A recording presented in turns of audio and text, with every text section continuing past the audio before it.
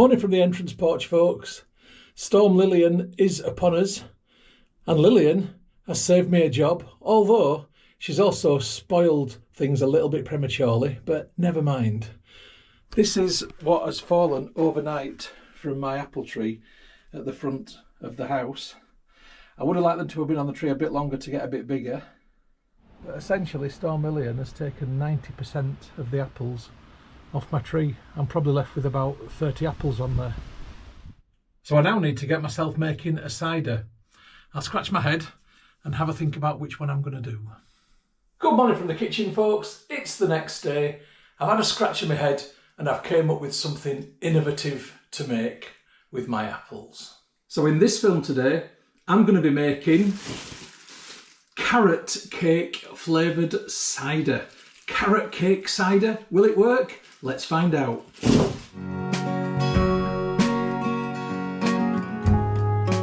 So here are my key ingredients.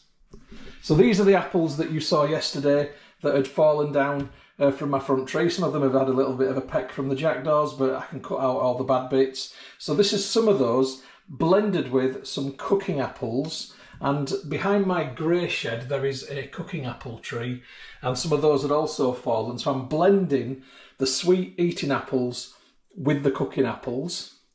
I'm adding 1 kilo of carrots. Incidentally, that should be about 4 kilos of apples, but we'll see. I might need a few more, I might need a few less. Kilo of carrots, as I've said, for the carrot cakeness. Some ginger, so this is root ginger. I'm going to add 1 red chilli, just in case the ginger warmth doesn't come through. This isn't a particularly hot chilli, and I'm going to remove the seeds as well. And then I'm going to add 1 lime for a little bit of zestiness. So I'm going to add the zest of the lime from the outside and then the juice of the lime from the inside. So that is all my organic fruit matter.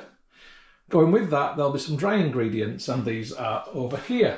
I've got 400 grams of dextrose monohydrate brewing sugar. I've got some lactose. Now, why have I got lactose? When you have carrot cake, you expect it to be sweet. So I want to make a cider that's got some sweetness to it. I don't want it to be overly sweet, but I want to replicate the frosting that you get on top of a carrot cake with this. So this is going to provide that layer of sweetness to it. My other dry ingredients include Young's yeast nutrient, Young's pectolase, which will clear the brew hopefully, and some Van Class dried active yeast, which is actually really good stuff. I'm going to be pressing all my fruit in the Tech steam press, which I've got set up here. I've got 4 litres of water currently in that. It's ready to go. I'll be using my Ninja food processor to chop down my carrots, chilli and ginger. And I'm going to be using a demijohn as my fermentation vessel of choice today. Essentially, I'm going to get all the juice out of this without adding any additional water, and it's all going to go into there. That's the plan. It might be absolutely bonkers, it might be absolutely awful, and at the same time, it might be quite nice. Who knows? We won't know until I've had a go. Right, let's crack on. The first thing I'm going to do is get my carrots sorted out. Now, last year I made a wine from carrots and then the zest of a few oranges and the juice of a couple of oranges, and it turned out to be absolutely gorgeous. So I'm confident that the carrots in this recipe will only add a good flavour to it. Don't be weirded out by using non-traditional ingredients. If you don't innovate, you'll never do anything different and everything will just stay the same. That's boring. So with my carrots, it's just a case of topping and tailing. So I'm just getting the rooty bit off the bottom and the bit off the top that's got the foliage on it. I'm not bothered about all the other bits on it because this is getting steamed anyway, and these are clean carrots. So I'm just going to top and tail all of them before going to the next step. So there's my carrots all nicely trimmed down. And now the noisy and fun bit.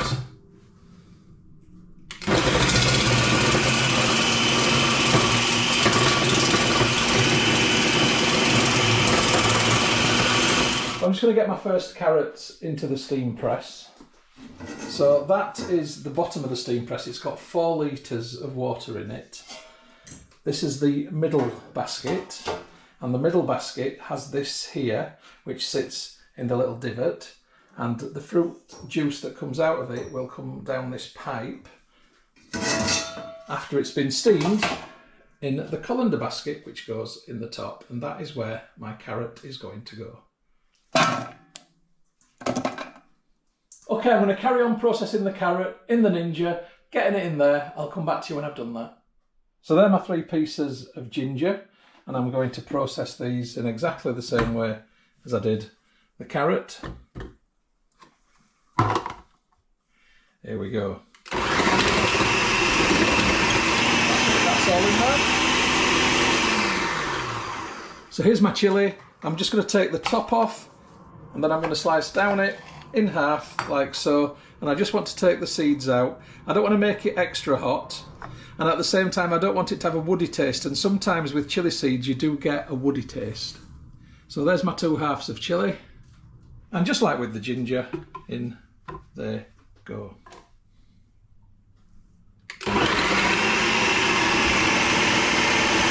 So there's my chilli and ginger. It's lovely and aromatic. That's going on top of my carrots. Just going to spread it around a little bit. There we go. Now, in case you're wondering why I've chopped down the carrots, chilli and ginger in that way, they're not particularly juicy, and I want to extract as much juice as I can from them. So by making them as thin as possible, then I will get the maximum out of them. Hopefully, they'll just go down to mush and there'll really not be a lot left of them. So that's them in there. I've now got my lime to add to them. So here's my lime. I'm just going to take the knobbly bit off the end like that, and off the other end as well. They're no good, but this is. And just in case you're wondering, yes, I did manage to cut myself with the food processor blade, hence the thing on my thumb. They're steri strips. Right, with the lime, I'm just going to take off the edge like so. So I'm going to go around it like this, and it's quite a laborious process, but it won't take too long because it's only a small lime. And I'm just getting these bits off, and they're going to go on top in there. So I'll just finish doing the lime skin and I'll come back to you. So with the rest of the lime, I'm just going to cut it in half like so. And each one of those halves is getting squeezed on top, so I get all the juice out.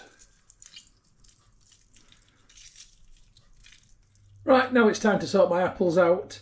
So what I'm going to do with each one is cut it into halves and then into halves again. So I've got quarters like so, and then these will go on top in there.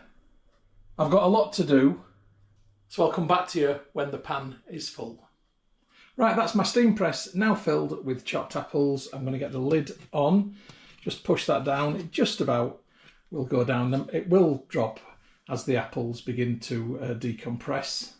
So before I put the steam press on, I want to get my sugars into the demijohn, because these will dissolve as the liquid from the steam press goes into the demijohn. So I'm just going to pour my dextrose monohydrate in through this funnel. Just takes a bit of persuasion.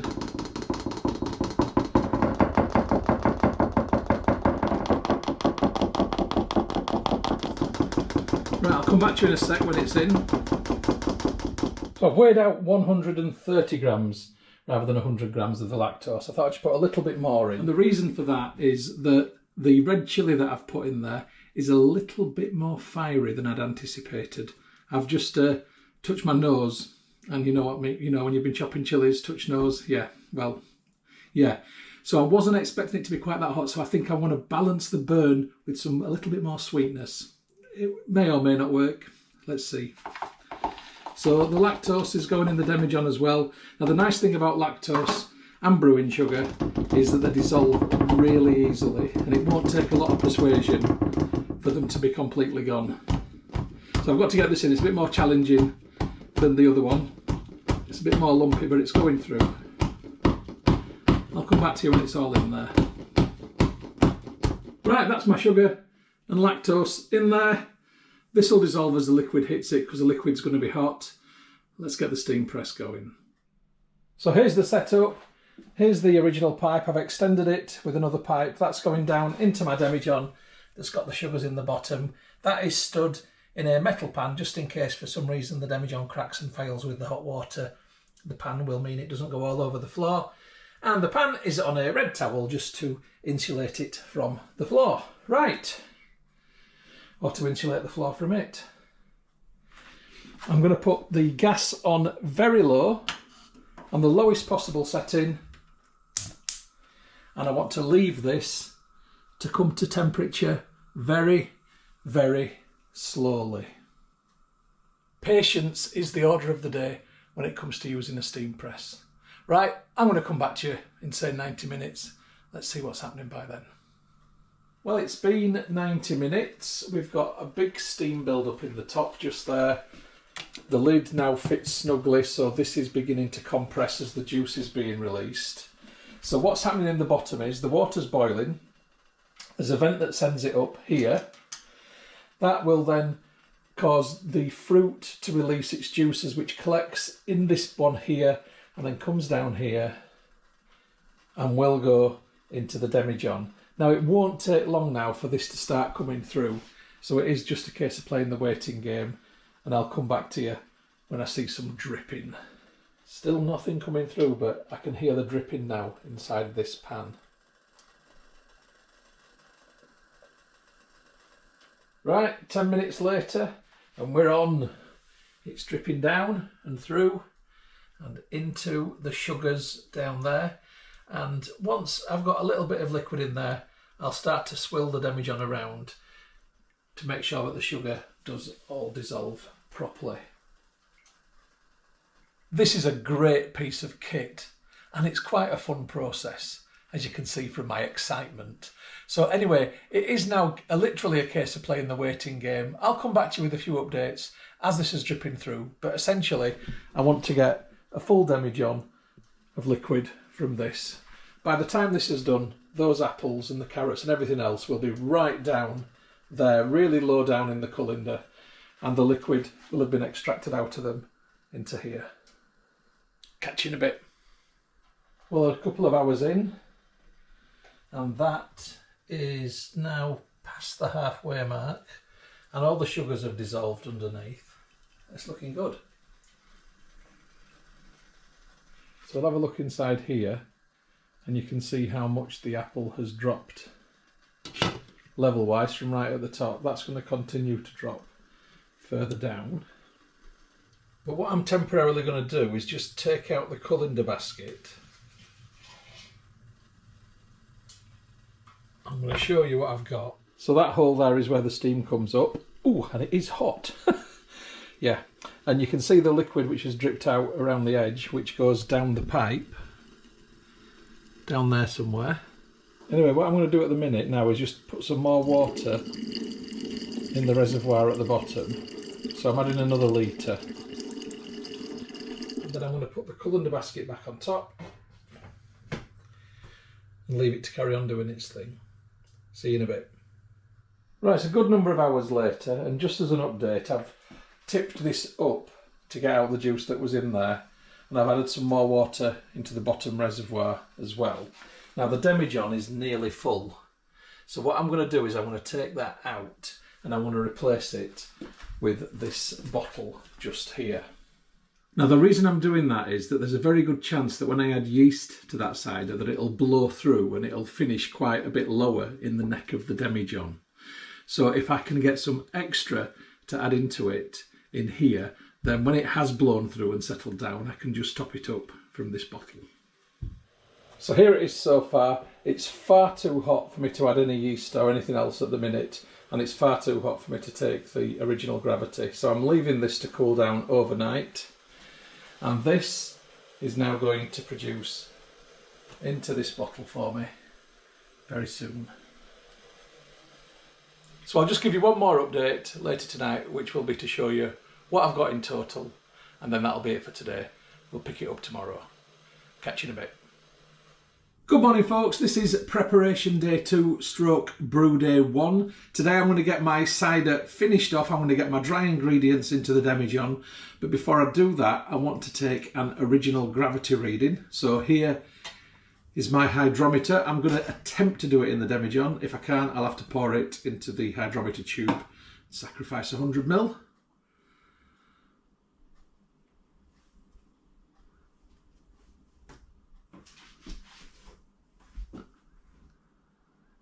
Now the problem with hydrometers is that they always turn around so they're facing the wrong way. Always. Right. Oh, it's 1.05 something. No, I'm going to have to use the hydrometer tube, so let's just stop doing that. What I pour in here isn't going to go back in. And the eagle-eyed amongst you will notice that this is fuller than it was yesterday when I left you. And that is because I topped it up with some of this. There was still stuff coming out, but I decided I'd got enough there. It's still got flavour to it as well, which is nice. So 100ml, bye-bye. Still fine, actually, absolutely fine. I'm just going to put that in the sink, out of the way. And let's have a look at that original gravity.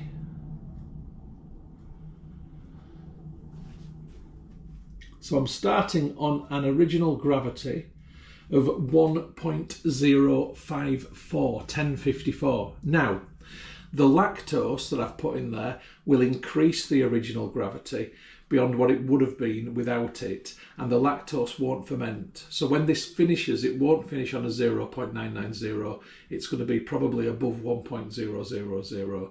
We'll see. But anyway, I'm starting on an original gravity of 1.054, 1054. So I'm just going to have a little taste of the must, because this has got obviously the juices that have been extracted plus the sugars. So this is going to be a sweeter version than what is in this bottle, which is just the juices extracted.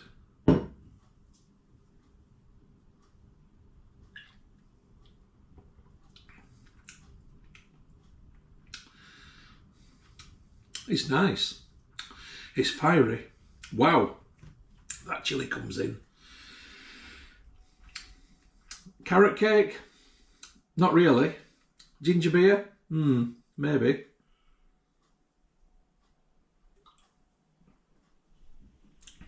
Could we call it a fiery carrot cake? Anyway, it's palatable at this point, so let's hope that after fermentation it's still palatable. But yeah, it's got a kick. Ho-ho! Right, I'm going to get my dry ingredients in there now, starting with my Young's yeast nutrient. It probably doesn't need tons of nutrient because there'll be lots come out of the apples, but I'm going to put 2 heaped teaspoonfuls in there. That'll do. The yeast will enjoy it anyway. Now, get rid of that spoon. Fresh spoon, because I'm now dipping it into my yeast. So this is Van Class Active Wine Yeast. I've no idea what strain precisely, but it's blooming good stuff. And I'm going to put one slightly rounded teaspoonful of yeast into this. No more needed. This should activate quite quickly. And my final ingredient, and I can't get my teaspoon in this because it's too narrow, is Pectolase from Young's. I meant to order a big tub and for some reason I ordered a small one. Never mind. Right, this is packed to the top. So I'm just going to literally shake a bit of Pectolase in and sort of guesstimate, but there's a couple of teaspoons gone just there. Now the Pectolase will hopefully break down any pectic enzymes in there, which should leave this, fingers crossed, a clearer brew. Get the funnel out. Everything that I've just put in there has already sank in there, so there's no need for me to worry about that. That's done. Right, I'm going to grab an airlock, have a tidy, label up. I'll come back to you in a few minutes. So there it is, now done, airlock fitted, demijohn rinsed, sticker applied, carrot cake cider, original gravity 1.054, 25th of August 2024. This is done for the time being. Okay, I'm going to come back to you when fermentation begins. Now there's a fair chance when it does begin that it will blow through the top, and if that does happen then I'll fit a blow-off pipe to it. But I'm going to monitor it and wait and see. The last one I did from apples, it didn't really blow through at all. In fact, it just rose to about there and that was that. So I'm going to see. Let's just wait and see what happens. I'll come back to you when fermentation begins anyway, and we'll take you from there. So see you then.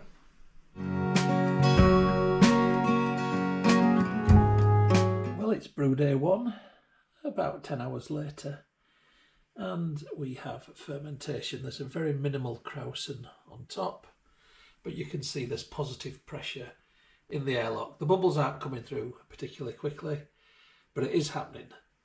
I'll give you another update in the morning. And it's brew day 2 for my carrot cake cider, and you can see that that is going away nicely.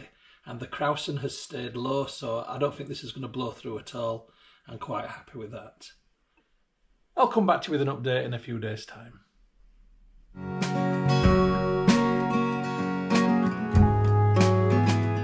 Hey folks, it's brew day 27 for my carrot cake cider.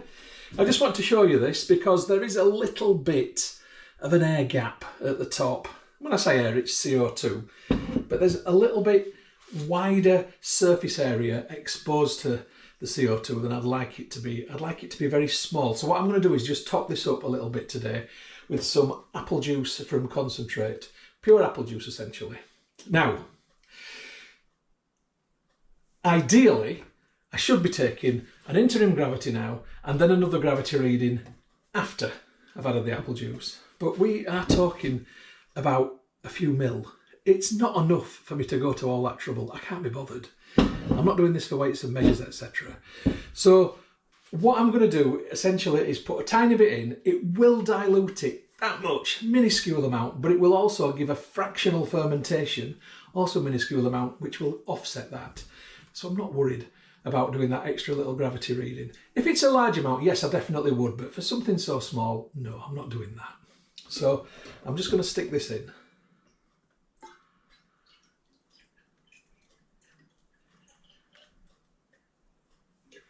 And that's it.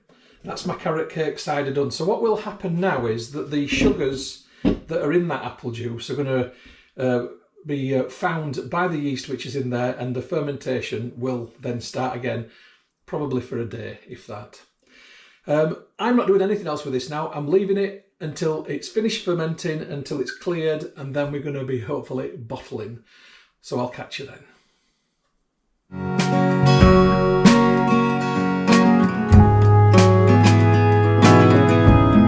Good evening from the kitchen, folks. It is brew day 80 for my carrot cake cider, and tonight I'm going to bottle it.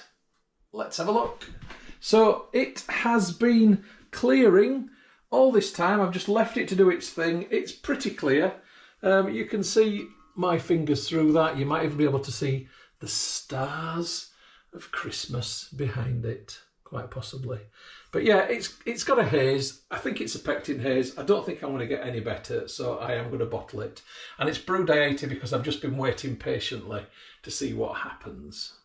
So tonight it comes out of the demijohn and it goes into these bottles just here. I'm hoping to get 700ml bottles from what is in there. There's a very minimal sediment line right down the bottom, so fingers crossed for 6 full bottles. But before I can begin, I need to add some priming sugar, and I'm going to put about this much in each bottle, which kind of represents a rounded teaspoonful.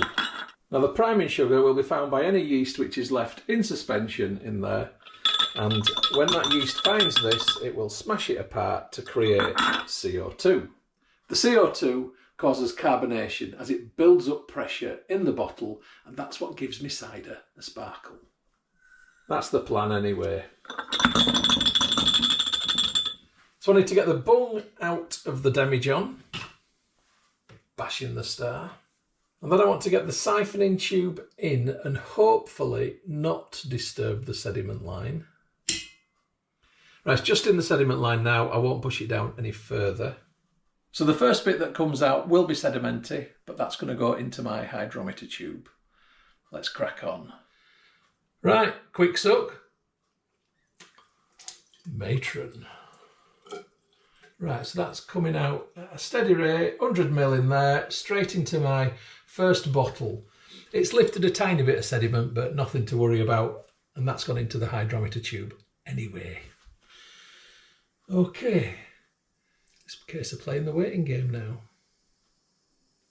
So I can hear some reaction to the sugar. There's a slight sparkling sound, so that's a good thing. Bit of reaction there on top. Now with the one that I've just bottled, I'm going to get a bung. I've got my bungs over here in very hot water. It sanitises them and it softens them. They're made of plastic. And I just push that in like so. Bash. It's nice and stress-free really. So then I take the cage. The cage goes on top. It's an essential safety feature because when the pressure builds up in there from the yeast, finding that sugar, smashing it apart, creating CO2, it will want to push that bung out at quite a high velocity. The cage prevents that. So that is one bottle bunged and caged. One sec, just moving into the next bottle. Lovely stuff. Right, I'm going to come back to you when I've got all my bottles filled, bunged and caged. See you shortly. Right, I've managed to fill 5 bottles. The 6th one didn't go all the way, so I've got a dilemma. Just rinsing those incidentally to get any sticky off the outside. So this is the 5th one and it's there. Now I could try topping it up with what's in the hydrometer tube, but it's still not going to be full. The hydrometer tube will take it to there. I could go and get a bottle from upstairs, a smaller one, sanitise it, etc. and fill it up. But truthfully, I can't be bothered. So I'm going to drink it tonight instead. So what I now need to do is work out what the final gravity is so I can calculate the alcohol by volume for this brew. So here's what came out of the demijohn. 1 hydrometer. Let's see where we are. Now this one did have some unfermentable sugars in there, so it's finished higher than what would normally be expected.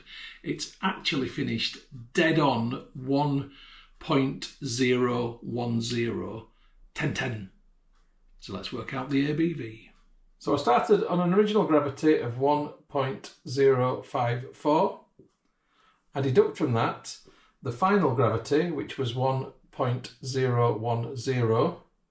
That equals 0.044, and then I multiply this by 131.25, which equals 5.775%. Let's just say 5.8%.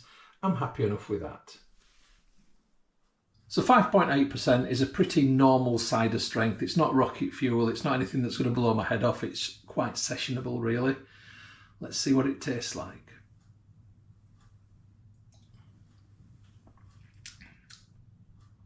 That chili ginger warmth on the back burner is good. That's nice. Oh, that is nice, yeah. Now, carrots, there's a sweetness in there. Obviously the unfermentable sugars. And I think there is a bit of carrot in that, you know. There's something going on with that. It's very nice, actually. My dad would describe it as interesting before going, oh, God, it's burning my throat. So we won't be getting any of this one. But I think that's actually quite nice. I think when this has had chance to condition and the flavours to develop, this is going to be something which is going to be a nice drink in spring 2025.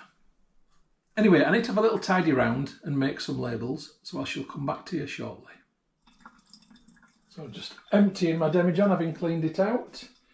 I've got my bottles ready to be labelled, and here is my printer and my phone with a label ready on there, and this is just a Bluetooth Fomamo printer, and I'm just going to say print label.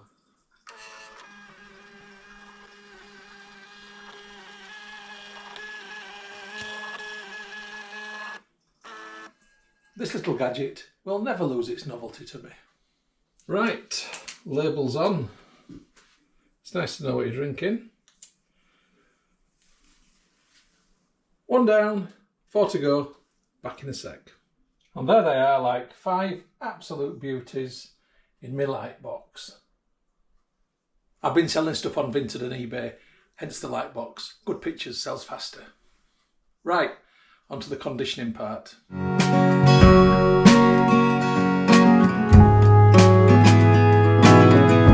Right, folks, I had a change of venue into the living room where the wood burner is keeping it nice and warm. In fact, the temperature in here is currently 18 and it's 2 degrees outside on the 3rd of December. This is where my carrot cake cider is going to condition. So essentially, I'm going to leave it for a month. I'm going to let that CO2 be produced, the pressure to build up in the bottles, sparkle to develop, but also for the flavours to evolve. And hopefully I'm going to get something which is nice and balanced with all elements in there. Fingers crossed. So, by the time I open this now, it's going to be 2025. Crikey. Right. I'll catch you in the new year. See you later, kids.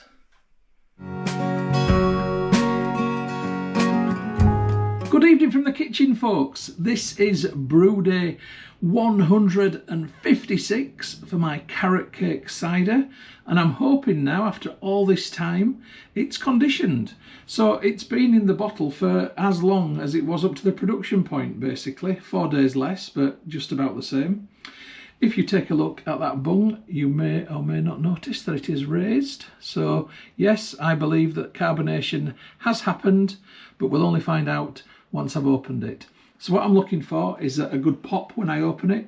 I'm looking for a sparkling cider. I want to be able to smell the ingredients that are in it, particularly the carrot and the ginger. The chilli, if it's there as a warmer, that's fine. I obviously don't want it there as a burner, but I want to be able to taste all those ingredients within it. Now, it's probably asking a lot, and I'd like some residual sweetness, and that's probably asking an awful lot.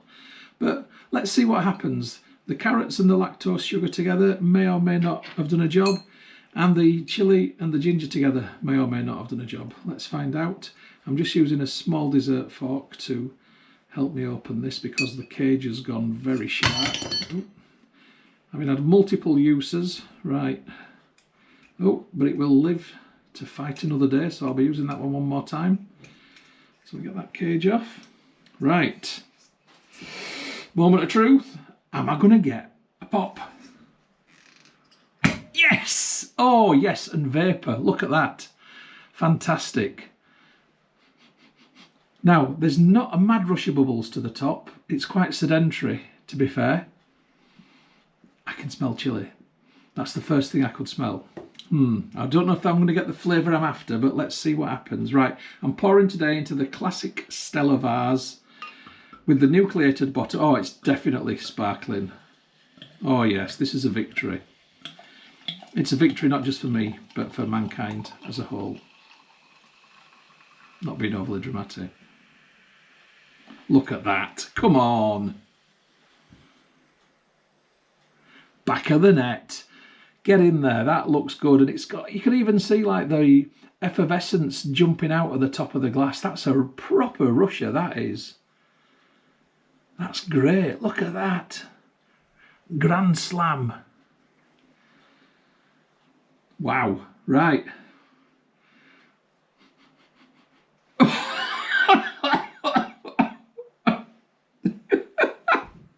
I just got a load of the effervescence straight up my nose, and I've got to say, chilli was the first thing that I got. That triggered.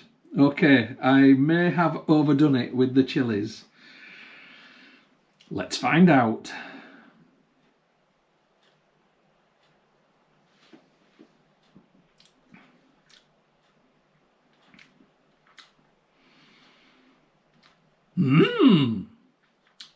Spicy one you are. That's quite different and nice. It's not overdone with the chilies to the flavour, but they're definitely there. Yeah, that's quite nice actually. Moorish.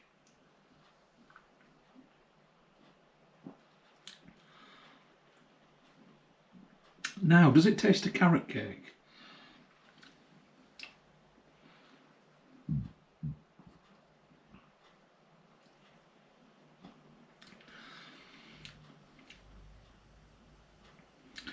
It has got that kind of sweetness, and there is something there. The lactose has definitely helped to bring out the carrot. Excuse me. It's a big gassy beast. Yeah. Now, if you'd given me this and said, what flavour cider is it? Well, there's no way I'm going to say carrot cake, because what kind of a nutter makes carrot cake flavoured cider? But I might have said chilli and ginger. But there is that sweetness as well. Let me talk you through the profile.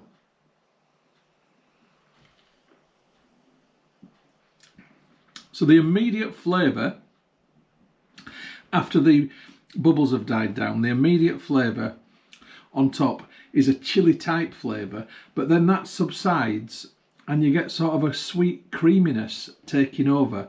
And I don't mean creaminess as in like proper creaminess, but something that is really quite soothing over the top. It's a good first attempt at a carrot cake flavoured cider. That's what I'm going to say. I think going forward, I am going to make this flavour again, but going forward, I'm going to increase the ratio of carrots to apples so it's 50-50. I'm going to lessen the chilli and increase the ginger. And maybe put a bit more lactose sugar in. Not tons, but a bit more. It is I think it's somewhere on the, in between medium and medium dry. Let me just double check that.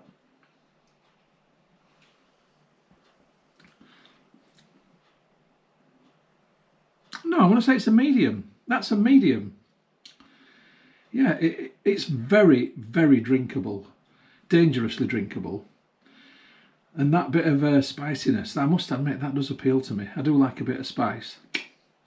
So yeah, it's not bad. I'm happy enough with it, put it that way.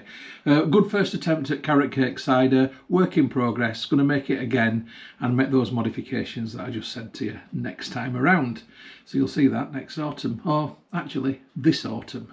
Right, anyway, look folks, it's been a pleasure as always. I hope you don't mind me rambling on like I do, but you know, I like to talk. This is a decent cider. As ever, I really appreciate you watching the film all the way through to the end. Thank you so much for supporting my films, my channel. Please comment, like, subscribe, all that stuff. You know what I mean. Anyway, look, I'll catch you next week for the next film, whatever that may be. Not decided yet. Right, cheers folks, and I'll see you next time.